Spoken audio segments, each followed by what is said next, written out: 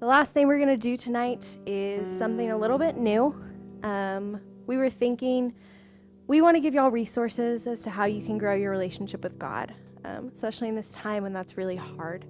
So every once in a while, we're going to do something called Sow and Grow, and that's when someone's going to share a spiritual development practice that's been really helpful to them, that you can implement and might help you. So tonight, Ben's going to share with us just briefly, and yeah.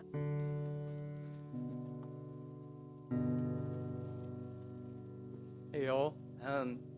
If you're anything like me, you might have grown up in a not a higher church, so it's called, so one that has stained glass and something called liturgy, which are these prayers and songs that are passed down all the way back to some of the early church fathers. And so there is a poet who said, what about our context now? Yeah, we have these prayers from some of these early church fathers, but so many of them don't fit our context now. What about technology? What about politics? What about all these different things? So he put together this book called Every Moment Holy. You might have heard of it. I know Jenny and Carrie also use this and love it. And one of the beautiful things is just incorporating prayer into everyday life. It's called Every Moment Holy because it wants to show you that there are spaces in your day that are beautiful that we're missing.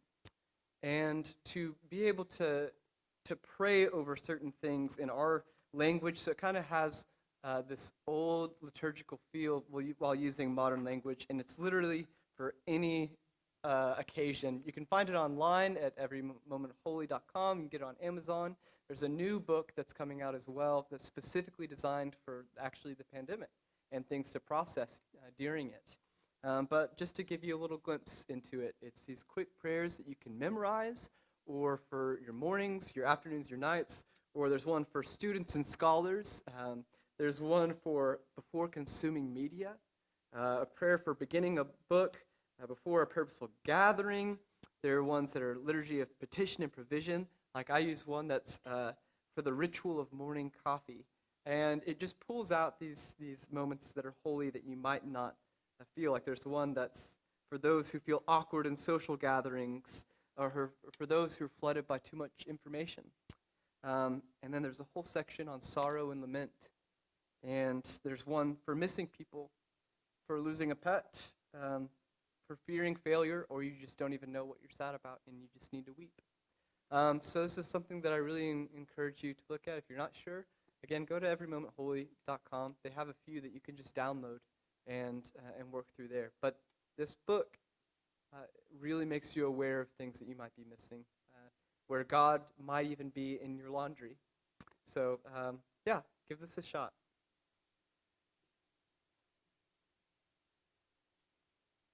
Thank you, Ben. The interns have been reading that book, and we actually all really, really like it. So I also give it my stamp of approval. Reminder to connect to a life group this week. We'd love to build community that way. And I know I'm not Carrie, but I'm going to do my best at this benediction. So may the peace of the Lord Christ go with you wherever he may send you. May he guide you through the wilderness and protect you through the storm. May he bring you home rejoicing at the wonders he has shown you. May he bring you home rejoicing once again into our doors or our Zoom screens. Have a great week.